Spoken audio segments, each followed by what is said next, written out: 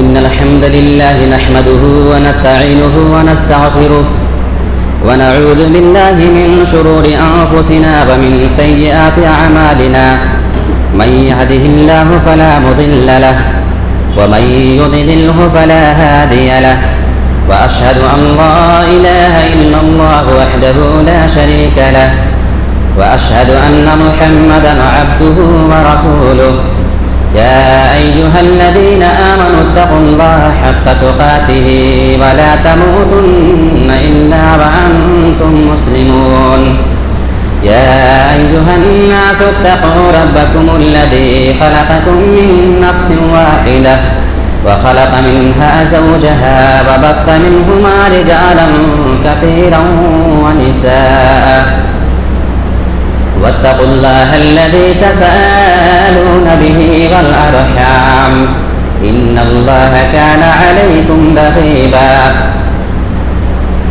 يا أيها الذين آمنوا اتقوا الله وقولوا قولا سديدا يصلح لكم أعمالكم ويغفر لكم ذنوبكم ومن يطع الله ورسوله فقد فاز فوزا عظيما أما بعد فإن خير الحديث كتاب الله وخير الهدي هدي محمد صلى الله عليه وسلم وشر الأمور محدثاتها وكل محدثة بدعة وكل بدعة ضلالة وكل ضلالة في النار أعوذ بالله من الشيطان الرجيم بسم الله الرحمن الرحيم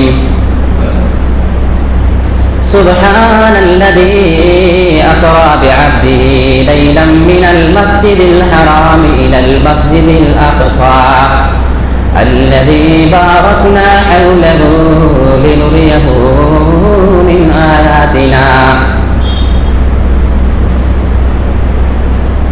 آج آپ کے سامنے انشاءاللہ 15ویں پارے کی تفسیر کا مختصر خلاصہ پیش کیا جائے گا.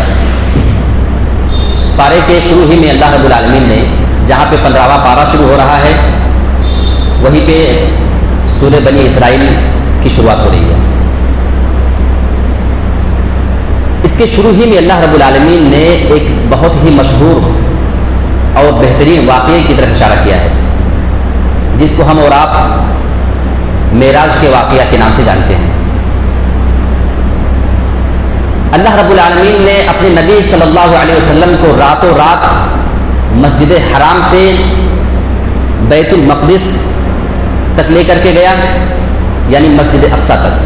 بیت المقدس مسجد اقصیٰ یہ دونوں ایک ہی چیز ہے، آپ اس کو جان لیجیے. یہ فلسطین اور ملک شام میں پڑتے ہیں. وہاں تک اللہ رب العالمین لے کر کے گیا اور پھر وہاں سے آسمانوں تک کا سفر کرایا. اسی چیز کا اللہ رب العالمین نے یہاں پہ شروع میں ذکر کیا ہے. سبحان الذي اسرى بعبده ليلا من المسجد الحرام الى المسجد الاقصى الذي باركنا حوله لنريه من آياتنا.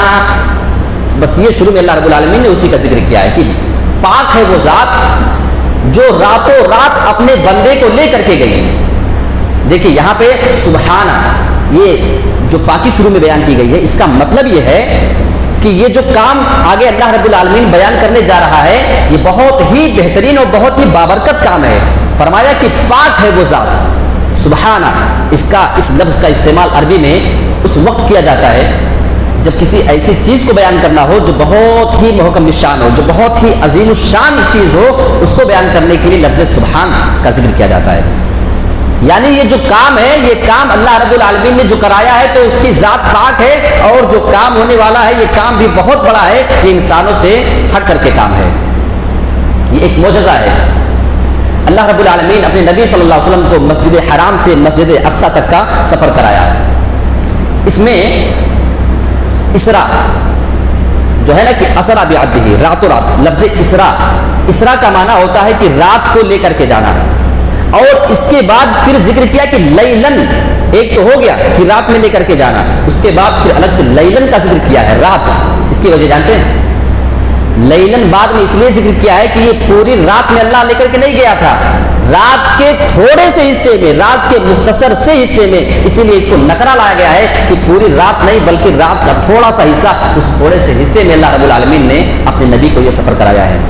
لیلا من المسجد الحرام الی المسجد الاقصی، اور اقصی کہتے ہیں دور کی جگہ کو، یعنی خانہ کعبہ سے مسجد اقصی کی دوری اس موقع پہ جس طریقے سے وہ لوگ سفر کیا کرتے تھے، تقریباً 40 دن کا سفر کر کے جاتے تب وہاں پہنچتے. وہ 40 دن کا سفر اللہ رب العالمین نے پوری رات بھی نہیں، رات کے مختصر سے تھوڑے سے حصے میں وہ سفر اللہ رب العالمین نے کروا دیا. ایک چیز اور ہے کہ یہاں پہ بیت المقدس نہیں کہا اللہ نے بلکہ مسجد اقصی کہا مسجد حرام کے مقابلے میں. اس کی وجہ یہ ہے کہ اقصی کا مطلب ہوتا ہے کہ دور دور کی جگہ، تو اللہ رب العالمین یہ اس کی دوری بتانا چاہ رہا ہے کہ جو سفر ہم نے اپنے نبی کو کرایا ہے یہ کوئی معمولی چیز نہیں تھی، 40 دن کا سفر تھا جو ہم نے تھوڑے سے ٹائم میں کروا دیا ہے. اللہ نے فرمایا الذی بارکنا حولہ، اس کے بارے میں اللہ نے بتایا ایک چیز کہ ہم نے اس کے ارد گرد یعنی بیت المقدس کے ارد گرد ملک شام میں، فلسطین میں، وہاں پہ ہم نے اپنی برکتیں رکھی ہوئی ہیں. وہ برکت کیسی ہے؟ وہاں پہ بہت سے انبیاء کرام آئے اور انبیاء کرام کی قبریں وہاں پہ ہیں، اور نہر اور پھل باغات وغیرہ کے اعتبار سے وہ جگہ بہت ہی خوشگوار ہے. اس بنا پہ اللہ نے فرمایا کہ بارکنا حولہ، ہم نے اس کے ارد گرد برکت دے کر کے رکھی ہے. آگے فرمایا لنریہ من آیاتنا، یہ سفر کرانے کا مقصد، اس سیر کے کرانے کا مقصد کیا تھا کہ ہم اپنے نبی کو نشانیاں دکھائیں، کچھ آیتیں کچھ نشانیاں دکھانا چاہتے تھے. ظاہر سی بات ہے کہ یہ ایک نشانی تھی. آپ کو یہاں سے لے کر کے بیت المقدس تک اللہ تعالیٰ لے کر کے گیا، پھر وہاں سے آسمانوں تک کا سفر کرایا گیا. اب یہاں پہ ایک بات آپ یہ جان لیجیے کہ بہت سے لوگوں کا یہ ماننا ہے، بہت سے لوگوں کا گمان یہ ہے کہ یہ جو معراج کا سفر تھا یہ بدنی سفر نہیں تھا، یہ جسمانی سفر نہیں تھا، بلکہ یہ خواب میں اللہ کے نبی نے سفر کیا، یا صرف یہ روح کا سفر تھا. یہ کچھ لوگوں کی غلط فہمی ہے. یہ غلط فہمی ایسے ہی دور ہو جاتی ہے. آپ سمجھیے ذرا، یہ سفر جسمانی تھا، بدنی تھا، آپ کی باڈی کے ساتھ ساتھ یہ سفر کرایا گیا تھا. اس لیے کہ اس سفر کے کرانے کے لیے آپ جانتے ہیں کہ حضرت جبرائیل علیہ السلام براق کی سواری لے کر کے آئے تھے، جو بجلی کی رفتار سے بھی زیادہ تیز دوڑنے والی سواری تھی. تو اگر کسی کے روح کو سفر کرانا ہو تو اس کی روح کو لے کر کے جانے کے لیے سواری اور براق لانے کی تو ضرورت نہیں پڑے گی نا، روح کو تو ایسے بھی لے کر کے چلے جائیں گے. اس کا مطلب آپ کی باڈی وہاں پہ گئی، اسی بنا پہ وہ تیز رفتار سواری آئی اور اس پر لے کر کے گئے. ایک اور دلیل آپ سن لیجیے کہ جسمانی تھا وہ سفر، کہ جب اللہ کے نبی نے صبح صبح مکہ والوں سے اٹھ کر کے بتایا کہ میں راتوں رات یہاں سے وہاں تک کا سفر کر کے آیا ہوا، آسمان پہ گیا. اگر یہ خواب ہوتا آپ کا، اگر یہ خواب ہوتا، حقیقت میں آپ نہیں گئے ہوتے، تو مکہ والوں کو اس میں تعجب نہیں ہوتا کہ خواب تو سارے لوگ دیکھتے رہتے ہیں. آپ بھی دیکھتے ہیں کہ ہم خواب دیکھ رہے ہیں کہ ہم اڑ رہے ہیں، ہم یہاں جا رہے ہیں، وہاں کھا رہے ہیں، وہاں پی رہے ہیں، نہ جانے کہاں کہاں پہنچ گئے. تو خواب میں تو انسان کہیں بھی پہنچ سکتا ہے، تو ان کو کوئی اعتراض نہیں ہوتا کہ ٹھیک ہے آپ نے خواب دیکھا تو دیکھا ہوگا. لیکن انہوں نے اعتراض کیا کہ ارے یہ کیسے ہو گیا، یہ عجیب بات کر رہے ہو کہ رات ہی میں تم وہاں گئے اور اس کے بعد پھر وہاں سے وہاں تک چلے گئے. ان کا اعتراض کرنا اس بات کی دلیل ہے کہ اللہ کے نبی کو جو سفر کرایا گیا وہ جسمانی سفر تھا، وہ باڈی کے ساتھ سفر کرایا گیا تھا، صرف روح کا سفر نہیں تھا اور وہ خواب نہیں تھا. یہ ثابت ہو گیا. ایک نقطہ اب اس میں یہ ہے کہ اللہ تعالیٰ نے پہلے مسجد حرام سے بیت المقدس، مسجد اقصی یہاں تک کا سفر کرایا. بیت المقدس، مسجد اقصی، یہ دونوں ایک چیز جان لیجیے، نام کا فرق ہے. پہلے خانہ کعبہ سے مکہ سے اللہ تعالیٰ نے وہاں تک کا سفر کرایا، پھر وہاں سے لے جا کر کے آسمان کا سفر کرایا. بھئی اللہ اگر چاہتا تو سیدھا یہاں سے مکہ سے آسمان تک کا سفر کرا سکتا تھا نا، کیا ضرورت تھی وہاں لے کر کے جانے کی پھر وہاں سے سفر کرانے کی؟ اس کی وجہ جانتے ہیں؟ اس کی حکمت یہ ہے کہ جب صبح اللہ کے نبی صلی اللہ علیہ وسلم اٹھ کر کے مکہ کے لوگوں سے بتائیں گے کہ میں نے سفر کیا ہے، اگر سیدھا بتا دیں گے کہ ہم آسمان پہ گئے تھے تو ان کو آسمان کے بارے میں تو کچھ پتا ہے نہیں کہ کوئی سوال پوچھ لیں کہ بتائیے وہاں کی نشانی کیا ہے، کیا کیا آپ نے دیکھا. لیکن یہ لوگ ملک شام اور فلسطین تجارت اور بزنس کی غرض سے آیا جایا کرتے تھے، سفر کیا کرتے تھے، تو بیت المقدس کو انہوں نے دیکھ رکھا تھا. تو اللہ تعالیٰ نے پہلے وہاں کا سفر کرایا کہ جب آپ سے پوچھیں گے اس کی نشانی کے بارے میں تو آپ اس کے بارے میں کچھ بتا دیں گے تو ان کو بھی یقین ہو جائے کہ ہاں یہ جو بتا رہے ہیں ہم لوگوں نے دیکھا، ایسے ایسے ہی وہاں پہ معاملہ ہے. تو انہوں نے باقاعدہ سوال کیا بھی اللہ کے نبی سے. اچھا اللہ کے نبی نے فرمایا کہ میں نے سفر کیا، تو کافر مذاق اڑانے لگے کہ یہ لوگ عجیب بات اب کر رہے ہیں. ویسے پہلے بھی وہ لوگ پاگل اور مجنون اللہ کے نبی کو کہا کرتے تھے، کہا کہ یہ دیکھیے راتوں رات انہوں نے جو ہے کہاں کہاں کا سفر کر لیا، یہ کون سی عجیب بات لے کر کے آ گئے. تو اچھا یہ بتائیے کہ اگر آپ نے سفر کیا ہے تو اب ذرا بتاؤ کہ بیت المقدس میں کتنے دروازے ہیں، کتنے کھمبے، کتنے ستون ہیں، کھڑکیاں کتنی، کتنے محراب، کیا کیا. اب اللہ کے نبی پھنس گئے. بھائی آپ مسجد میں نماز پڑھنے آئے ہیں، ابھی آپ سے پوچھ لوں کتنے پنکھے ہیں تو آپ اپنی نظر اٹھا کے پنکھے گننے لگیں گے. آپ نماز پڑھنے آتے پنکھے تھوڑی گننے آتے ہیں. کتنے دروازے ہیں، کتنی کھڑکی، آپ کو کچھ پتا ہے؟ ابھی آپ کو گننا پڑے گا. یہاں پہ کتنے ٹیبل، کتنے قرآن رکھے ہیں آپ کو پتا ہے؟ کتنی کرسی ہے آپ کو گننا پڑے گا. ارے یہ سب تو چھوڑو، ابھی آپ سے اچانک پوچھ لوں کہ آپ کے شرٹ میں، آپ کے کپڑے میں، کرتے میں کتنے بٹن ہیں تو آپ کو گننا پڑے گا کہ کتنے بٹن ہیں. تو اللہ کے نبی ایک مقصد کے لیے گئے تھے، وہاں پہ انبیاء کی امامت کرانی تھی، آپ اس لیے گئے تھے. آپ وہاں ممبر و محراب اور دروازے کھڑکی گننے تو گئے نہیں تھے. لیکن اللہ کے نبی کو بڑا افسوس ہوا کہ اگر میں ان کے سوالوں کا جواب نہیں دے سکا اور میں کہہ رہا ہوں کہ میں رات میں دیکھ کر کے آیا ہوں، تو میری تو پوری جتنا میں نے پورا اسلام ابھی تک پھیلایا ہے وہ سب کچھ جھوٹ کے دائرے میں آ جائے گا، شک کے دائرے میں آ جائے گا کہ یہ تو ایسے ہی جھوٹی بات کیا کرتے ہیں. لہٰذا وہ خانہ کعبہ کے پاس اللہ کے نبی سے سوال کرتے اور اللہ تعالیٰ نے خانہ کعبہ کی دیوار پہ اس کا نقشہ بالکل پیش کر دیا. وہ سوال کرتے جاتے، اللہ کے نبی اس خانہ کعبہ کی دیوار پہ وہ نقشہ پورا دیکھ دیکھ کر کے ایک ایک چیز کا جواب دیتے جاتے. اس زمانے میں تو بہت تعجب خیز بات تھی نا کہ ایسے کیسے ہو گیا. آج کل تو ہمارے یہاں ویڈیو کال کا سسٹم ہے نا، آپ کی کوئی بھی فون کر دے، آپ پوری مسجد ویڈیو کال میں دکھا دیجئے، دیکھیے کتنے کیا کیا چیزیں بتاتے چلے جائیے. تو یہ چیز اللہ رب العالمین نے ہمارے نبی کو 1400 سال پہلے کرا دیا، وہاں پہ پوری ویڈیو اس کی لا کر کے دکھا دی اور اس کو دیکھ کر کے اللہ کے نبی جواب دیتے چلے گئے. ایک اور چیز جان لیجئے، ایک ہوتا ہے اسراء اور ایک ہے معراج. یہ دو چیز ہے جو اللہ کے نبی کو سفر کرایا گیا. تو خانہ کعبہ سے جو مسجد اقصیٰ تک کا سفر کرایا گیا، غور سے سنیے، خانہ کعبہ سے، مکہ سے جو مسجد اقصیٰ تک کا سفر کرایا گیا اسے اسراء کہتے ہیں، اور مسجد اقصیٰ سے جو آسمان تک کا سفر کرایا گیا اس کو معراج کہتے ہیں. یہ بات سمجھ میں آ گئی؟ اب اس کی تاریخ وغیرہ کے بارے میں اختلاف ہے. یہ اور بات ہے کہ کچھ لوگوں نے تاریخ ذکر کیا ہے، کچھ لوگوں نے کہا کہ ہجرت سے پہلے کا معاملہ ہے، 1 سال پہلے، کچھ لوگوں نے کہا کہ ہجرت سے بہت سال پہلے کی بات ہے. لیکن اتنا کنفرم ہے کہ یہ واقعہ پیش آیا تھا ہجرت سے پہلے. کچھ لوگ بتاتے ہیں 17 ربیع الاول، کچھ 27 ربیع الاول، کچھ 27 رجب، لیکن کوئی بھی قول اس میں صحیح نہیں ہے. امام ابن حجر رحمۃ اللہ علیہ نے تو اس کے بارے میں 10 قول ذکر کیا ہے، 10 قول انہوں نے ذکر کیا ہے کہ کون سی تاریخ تھی. تو بہت سارے بھائیوں نے آج کل 27 رجب اس کو لے کر کے منانا شروع کر دیا، تو اس کی تاریخ فکس نہیں ہے. تو یہ شروع میں اللہ رب العالمین نے اسراء اور معراج کے بارے میں بتایا. اس کے بارے میں نے آپ کے سامنے مختصر روشنی ڈالی ہے. واقعی یہ واقعہ بہت لمبا ہے.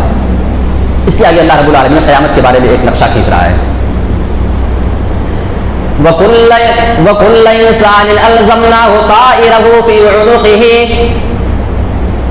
وَيَوْمَ نُخْرِجُ لَهُ يَوْمَ الْقِيَامَةِ كِتَابًا يَلْقَاهُ مَنْشُورًا اقْرَأْ كِتَابَكَ كَفَىٰ بِنَفْسِكَ الْيَوْمَ عَلَيْكَ حَسِيبًا. ہم نے ہر انسان کے نام اعمال کو، اس کی نیکی کو، اس کی برائی کو اس کی گردن میں لٹکا دیا ہے.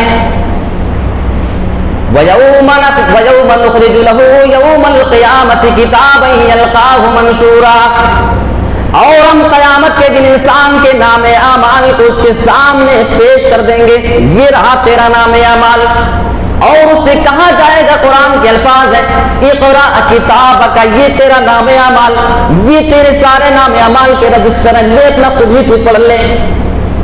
خود پڑھ، تجھے کسی اور کی بات پہ اعتبار آج کرنے کی ضرورت ہی نہیں ہے. اپنا نام اعمال خود پڑھ کہ تو نے وہ جو گناہ کیا تھا اس کے اندر ہے کہ نہیں ہے. کفا بنفسک اليوم علیک حسیبا. اور آج کے دن تو اپنے آپ پہ حساب دینے کے لیے کافی ہو جائے گا، یعنی تو خود ہی اپنا حساب سمجھ جائے گا اور اپنا جب انجام کو دیکھ لے گا تو خود ہی یہ فیصلہ کر لینا کہ تیرا انجام کن لوگوں کے ساتھ ہونے والا ہے. یہ قیامت کے بارے میں ایسی دردناک چیز اللہ رب العالمین نے بیان کی ہے کہ اس کو سننے کے بعد ہمارے روکے کھڑے ہو جاتے ہیں.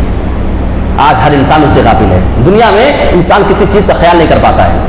ایک بار ایک صحابی رسول اللہ کے نبی کے پاس آئے. میں اس کو ذرا ایک آیت کے ذریعے اور ایک حدیث کے ذریعے اس کی تائید کر دیتا ہوں. ایک صحابی رسول اللہ کے نبی کے پاس آ گئے، کہنے لگے اللہ کے نبی میرے کچھ غلام ہیں، نوکر، وہ کبھی کبھی کام میں سستی کر جاتے ہیں، غلطی کر جاتے ہیں، کام ٹھیک سے نہیں کرتے ہیں، تو میں کبھی کبھی ان کو سزا دے دیتا ہوں. تو اللہ کے نبی میں یہ جاننا چاہتا ہوں کہ قیامت کے دن میرے غلاموں کا معاملہ میرے ساتھ کیسے ہوگا، اس میں اللہ کیسے انصاف کرے گا. اللہ کے نبی صلی اللہ علیہ وسلم نے ارشاد فرمایا قیامت کے دن تمہارے غلاموں کو بلایا جائے گا، ترازو کے ایک پلڑے میں تمہارے غلاموں کی سستی اور کمی کوتاہی کو رکھا جائے گا، اور اس کمی کی بنا پہ، اس سستی کی بنا پہ تم نے اپنے غلاموں کو جو مارا ہوگا، جو سزا دی ہوگی، اس کو ترازو کے دوسرے پلڑے میں رکھا جائے گا، اب دونوں کو اٹھایا جائے گا۔ اگر تمہاری مار، تمہاری سزا ان کی کمی، ان کی کوتاہی سے اگر کم نکل جائے گی، یعنی جتنی انہوں نے غلطی کی، کمی کی، کوتاہی کی، تم نے اتنی سزا نہیں دی، تو جانتے ہو تمہیں ثواب اس کے بدلے میں ملے گا کہ تم نے اتنی سزا نہیں دی، وہ ثواب تم کو مل جائے گا اور ناپا تولا جائے گا۔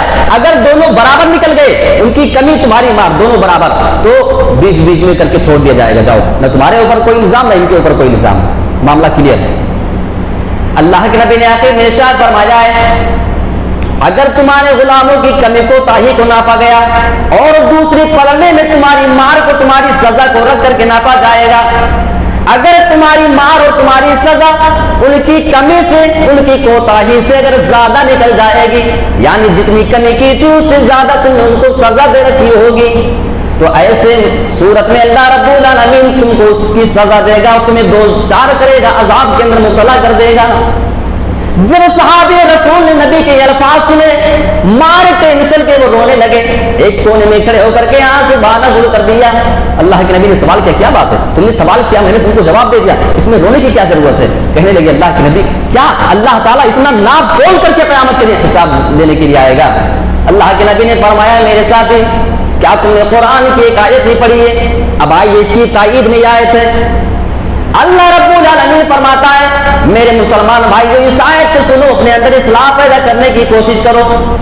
وَنَضَعُ الْمَوَازِينَ الْقِسْطَ لِيَوْمِ الْقِيَامَةِ، اللہ فرماتا ہے قیامت کے دن ہم ترازو کو انصاف کے ساتھ قائم کریں گے، میزان کو وہاں پہ انصاف کے ساتھ قائم کریں گے۔ فَلَا تُظْلَمُ نَفْسٌ شَيْئًا، کسی بھی انسان پہ ذرہ برابر بھی کوئی ظلم نہیں کیا جائے گا۔ آپ دنیا میں تو ظلم ہی ہو رہا ہے نا، اللہ نے فرمایا کہ ہم وہاں پہ انصاف کرنے آئیں گے، اور کیا مجال کہ کسی بندے پہ ذرہ برابر کوئی ظلم کر دیا جائے وہاں پہ، اللہ ظلم کرنے دے گا۔ آج کل وکیل اور جج جو بھی ظلم کروا رہے کسی پہ، اللہ کوئی ظلم نہیں ہونے دے گا اپنے بندے پہ قیامت کے دن۔ اب آپ اگر سوچ رہے ہو، یا اللہ چھوٹا سا معاملہ دنیا میں اگر کوئی میرا ہو جائے، ہمارے دوسرے گھر سے جھگڑے ہو جاتے ہیں، کبھی کبھی بغیر غلطی کے لاٹھی ڈنڈے نکال کے اس کی پٹائی کر دیا کرتے کیونکہ ہم مضبوط لوگ ہیں، تو کیا اتنا مارنے کی وجہ سے اللہ تو قیامت کے دن اس بات کی ہم کو سزا دینے جائے گا؟ میں اپنی طرف سے کچھ نہیں کہوں گا، بس قرآن کی یہ آیت آپ کے لیے کافی ہو جائے گی انشاءاللہ۔ وَإِن كَانَ مِثْقَالَ حَبَّةٍ مِّنْ خَرْدَلٍ أَتَيْنَا بِهَا، اللہ فرماتا میرے بندے، اگر تیرے رائی کے دانے کے برابر بھی کوئی گناہ ہوں گے، کوئی نیکی کوئی برائی ہوگی، رائی کا دانہ، سرسوں کا دانہ کتنا چھوٹا ہوتا ہے، اگر اس کے برابر بھی تو نے دنیا میں کوئی گناہ کیا ہوگا، أَتَيْنَا بِهَا، ہم اس کو بھی لا کر کے تیرے سامنے حاضر کر دیں گے۔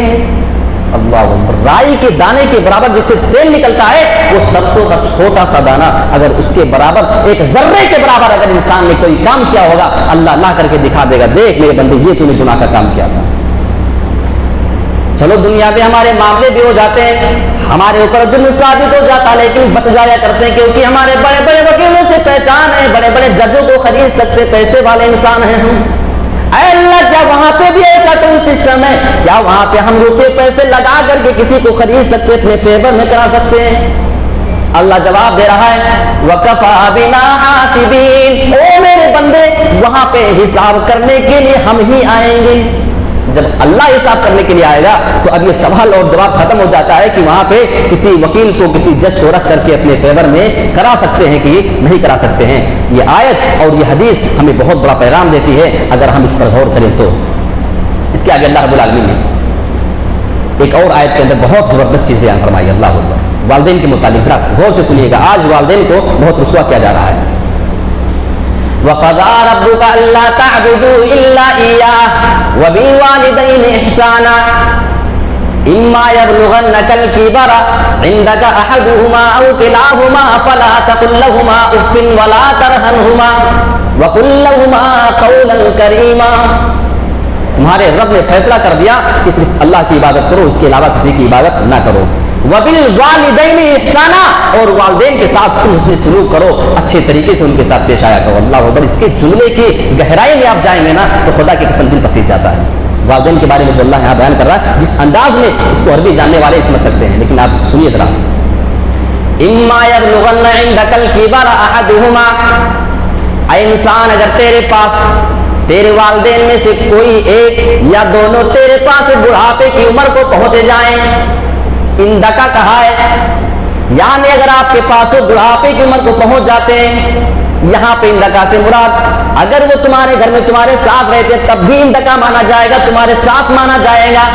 یا تم گھر سے اگر کہیں دور دراز کمانے کے لیے چلے گئے، بہت دور چلے گئے، اب تمہارے ماں باپ تمہارے پاس نہیں، لیکن پھر بھی اندکا وہ تمہارے پاس ہی مانے جائیں گے. یہ قرآن کی باریکی ہے.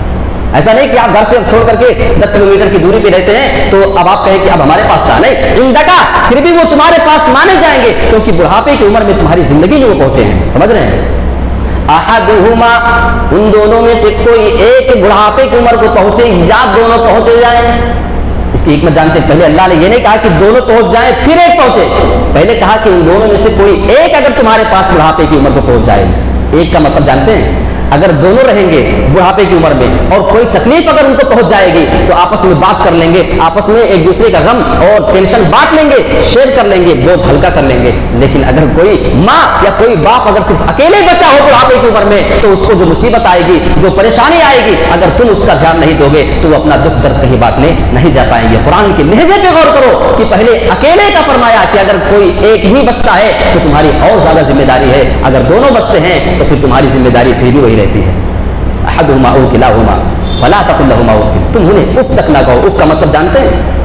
آپ جا رہے کوئی کام کرنے، آپ کی ماں بار بار ارے بیٹا یہ ایسا کر لو، اور ماں کیا ٹینشن دلاتی ہو، کیا موڈ خراب کر کے رکھی ہو. یہ جو ہماری زبان سے نکلتے ہیں نا غیر دانستہ طور پہ، یہی ہے اف. اس کو بھی اللہ رب العالمین نے ناپسند کیا ہے. اس کو بھی ہم اپنے والدین کے سامنے نہیں کہہ سکتے. ولا تنہرہما، اور ان کو ڈانٹو بھی نہیں، جھڑکو بھی نہیں. جب اف کرنے سے منع کر دیا گیا تو ڈانٹنے کی اجازت کیسے مل سکتی ہے؟ وقل لہما قولا کریما، اور جب ان سے بات کیا کرو تو بہت سنجیدگی کے ساتھ، بڑی محبت سے، بڑے پیار بھرے لہجے میں، بڑی سنجیدگی اور متانت کے ساتھ بات کیا کرو. آج کل لوگ کیا کہتے ہیں معلوم ہے؟ ارے ماں تم نہیں سمجھو گی، یہ سب بات کہتے ہیں نا ہمارے نوجوان. آج جوان ہو گئے نا تو ان کی زبان سے نکلتا ہے ماں تم نہیں سمجھو گی. اللہ کے بندو آپ کس سے کہہ رہے ہو تم نہیں سمجھو گی؟ پتا ہے ہاں صحیح ہے کہ تم آج جوان ہو گئے ہو، تمہاری نظر میں آج تمہاری ماں ناسمجھ لگ رہی ہے، تمہیں لگتا ہے کہ تمہاری ماں سمجھدار نہیں ہے، لیکن اللہ کی قسم تمہاری یہی ماں تھی. جب تم رویا کرتے تھے تو تمہارے رونے کے انداز سے سمجھ جاتی تھی کہ میرا بیٹا کس وجہ سے رو رہا ہے، بھوک کی وجہ سے رو رہا ہے، یا اس کے پیٹ میں درد ہو رہا ہے، یا کہیں اس کو کوئی چوٹ لگ رہی ہے. تمہارے رونے کے اس وجہ کو بھی جان جایا کرتی تھی یہ ماں. آج جوان ہو گئے تو تمہاری زبان سے نکلتا ماں تم نہیں سمجھو گی. یہ ساری باتیں غور کرو کہ ہم نے والدین کو کیا مقام دیا ہے. اللہ رب العالمین نے فرمایا وَخْفِضْ لَهُمَا جَنَاحَ الذُّلِّ، تم اپنے رحمت کے سائے اپنے دونوں بازوؤں کے ساتھ اپنے والدین کے لے جا کر کے رکھ دو. اپنی رحمت کا جو ہے نچھاور، اپنی رحمتوں کو نچھاور کرو ماں باپ کے اوپر. وَقُلْ لَهُمَا قَوْلًا كَرِيمًا، اور تمہیں ان کے ساتھ درست باتیں کرنی ہیں. اور آخر میں اللہ رب العالمین نے فرمایا وَقُلْ رَبِّ ارْحَمْهُمَا كَمَا رَبَّيَانِي صَغِيرًا، اے اللہ جس طریقے سے ان والدین نے بچپن میں مجھے پال پوس کر کے بڑا کیا ہے، تو بھی اس کی ان لوگوں کی اسی طریقے سے ان کے اوپر رحم فرما. اس میں لفظ صغیرہ کا مطلب جان رہے ہیں؟ جب میں چھوٹا تھا، جب میں کسی کام کا نہیں تھا، اگر ہمیں تنہا چھوڑ دیا جاتا 2-4 گھنٹے تو میں بھوک سے تڑپ کے مر جاتا، پیاسا مر جاتا. صغیرہ جب میں چھوٹا تھا، میں کسی کام کا نہیں تھا، اس وقت میری پرورش کرنے والے یہ والدین ہیں، یہ ماں باپ ہیں، یہ پیرنٹس ہیں. رب ارحمہما کما ربیانی صغیرا، اللہ جس طرح بچپن میں انہوں نے میری پرورش کی ہے تو آج ان کے اوپر اپنا رحم برسا. یہ تعلیم دی جا رہی ہے. وقت بالکل نکلتے جا رہا ہے. اس میں ایک اہم چیز آپ کو بتا دیتا ہوں. ماں کو آپ جانتے ہیں، ماں کے بارے میں آپ کیا جانتے ہیں؟ ماں کے مقام کو سمجھنا چاہتے ہیں؟ ایک اسٹیشن ہے ٹرین کی پٹری، اس کے بغل میں بہت سے گھر جھوپڑی ہوتے ہیں نا، وہاں پہ جو جھوپڑی میں بسنے والے، تو وہاں پہ کبھی کبھی اپنی ماں اپنے چھوٹے سے بچے کو گود میں لے کر کے سو رہی ہوتی ہے. پوری رات ٹرینیں آتی ہیں، سیٹی ہارن بجاتی ہے، 1-1 کلومیٹر تک چلتی ہے، اور ان کی عادت ہو جاتی ہے اس میں سونے کی، ان سے ان کو ڈسٹرب نہیں ہوتا ہے، وہ سوئے رہتے ہیں کیونکہ وہ عادی ہو جاتے ہیں اس چیز کے. اب ٹرین کے آنے جانے سے، ٹرین کے ہارن اور سیٹی بجنے سے ان کو فرق نہیں پڑتا ہے. وہی ماں اپنے چھوٹے سے بچے کو لے کر کے سوئی ہوئی ہے ٹرین کے پٹری کے بغل میں.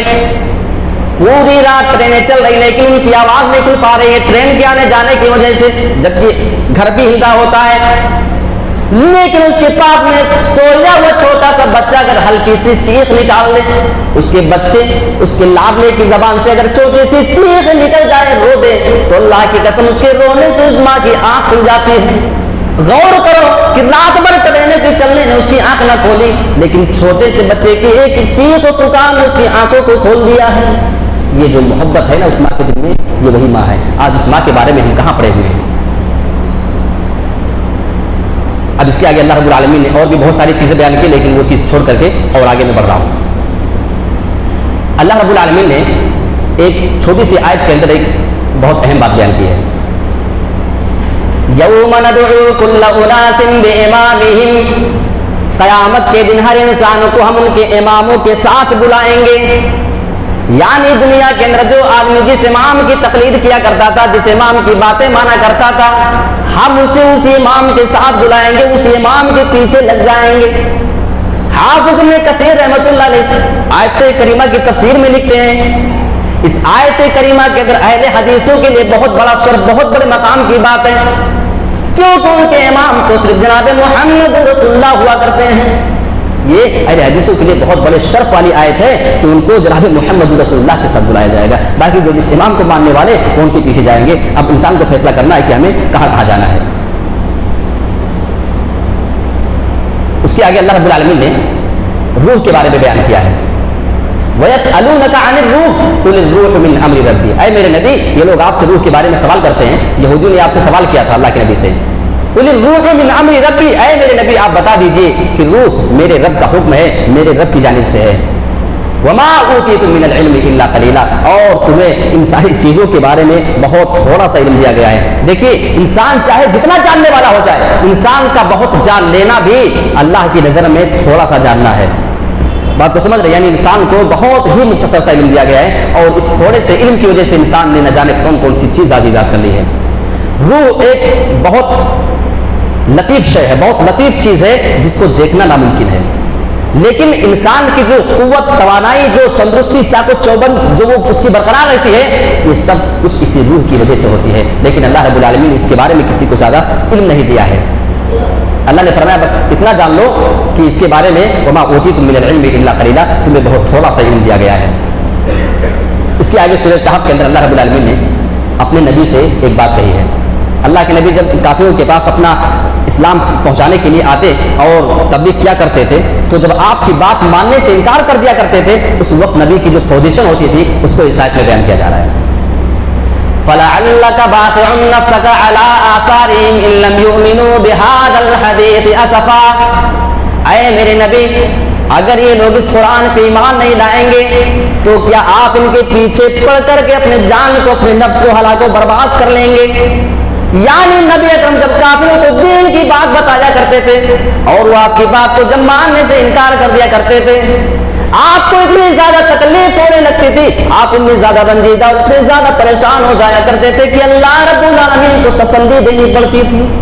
فَلَعَلَّكَ بَاخِعٌ نَفْسَكَ، کیا آپ ان کے پیچھے پڑ کر اپنی جان ہلاک کر دیں گے؟ اس میں دو نقطے ہیں۔ ایک تو اللہ رب العالمین نے اس آیت کریمہ کے اندر اپنے نبی کی جان کے لیے لفظ نفس کا استعمال کیا، فَلَعَلَّكَ بَاخِعٌ نَفْسَكَ، کیا آپ اپنی نفس کو، اپنی جان کو ہلاک کر لیں گے؟ دیکھیے اللہ نے اپنے نبی کے لیے نفس کا استعمال کیا ہے۔ کچھ لوگ کہتے ہیں نا کہ اللہ کے نبی کا انتقال نہیں ہوا، اس سے پتہ چلتا ہے کہ نبی کا انتقال ہوا۔ دوسری آیت اٹھائیے، اس سے معاملہ کلیئر ہو جائے گا۔ کل نفس ذائقۃ الموت، ہر نفس کو، ہر انسان کو، ہر جان کو موت کا مزہ چکھنا ہے۔ وہاں پہلے اللہ نے فرمایا کیا آپ اپنے نفس کو ہلاک و برباد کر لیں گے، اپنی جان کو ہلاک کر لیں گے؟ یعنی اللہ رب العالمین نے نبی کی جان کے لیے نفس کا استعمال کیا ہے، اور اس آیت کریمہ کے اندر اللہ نے بتایا کہ ہر نفس کو موت کا مزہ چکھنا ہے۔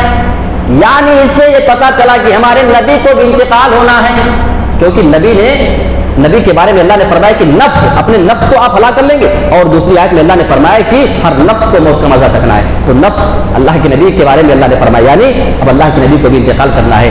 یہ آیتیں دونوں ملا لے جائیں تو اس سے یہ پتہ چلتا ہے کہ اللہ کے نبی کا بھی انتقال ہو گیا ہے۔ ایک مختصر سی بات بحاظ الحدیث اسفا، اس کے بعد اپنی بات ختم کر دیتا ہوں۔ اللہ نے فرمایا بحاظ الحدیث، کیا یہ لوگ اس قرآن پر، دیکھیے اللہ رب العالمین نے یہاں پہ قرآن کو حدیث کہا ہے۔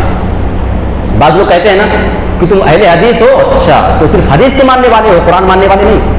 اللہ رب العالمین نے قرآن کو بھی حدیث کہا ہے، اور ایک جگہ دوسری جگہ اللہ رب العالمین نے اور فرمایا ہے فَبِأَيِّ حَدِيثٍ بَعْدَهُ يُؤْمِنُونَ، یہ اس حدیث کے بعد یعنی اس قرآن کے بعد اب کس پر ایمان لے کر کے آئیں گے؟ تو وہاں پہ بھی اللہ نے قرآن کو حدیث کہا ہے، اور یہاں پر بھی اللہ رب العالمین نے قرآن کو حدیث کہا ہے۔ تو حدیث کا مطلب قرآن بھی ہے، اور حدیث کا مطلب حدیث تو ہوتا ہی ہے۔ یعنی اگر کوئی اپنے آپ کو اہل حدیث کہتا ہے تو اس کا یہ مطلب نہیں کہ وہ صرف حدیث کا ماننے والا ہے، بلکہ وہ قرآن کا بھی ماننے والا ہے اور وہ حدیث کا بھی ماننے والا ہے، کیونکہ اللہ نے قرآن کو بھی حدیث کہا ہے اور حدیث کو بھی حدیث کہا جاتا ہے۔ یعنی اہل حدیث کا مطلب ہوتا ہے قرآن کو ماننے والا، حدیث کو ماننے والا۔ تو جو جو ہمارے اوپر اعتراض یہ کرتے ہیں کہ تم اہل حدیث ہو تو صرف حدیث ماننے والے ہو، اس آیت کریمہ سے ان کی تردید ہو جاتی ہے کہ اللہ نے حدیث کو بھی قرآن کہا ہے۔ یعنی اگر ہم حدیث کہتے ہیں تو اس کا مطلب یہ ہوتا ہے کہ قرآن اور حدیث دونوں۔ اللہ رب العالمین ہمیں کہی گئی باتوں پر سنجیدگی کے ساتھ عمل پیرا ہونے کی توفیق عطا فرمائے، آمین۔ وآخر دعوانا ان الحمد للہ رب العالمین، والسلام علیکم ورحمۃ اللہ۔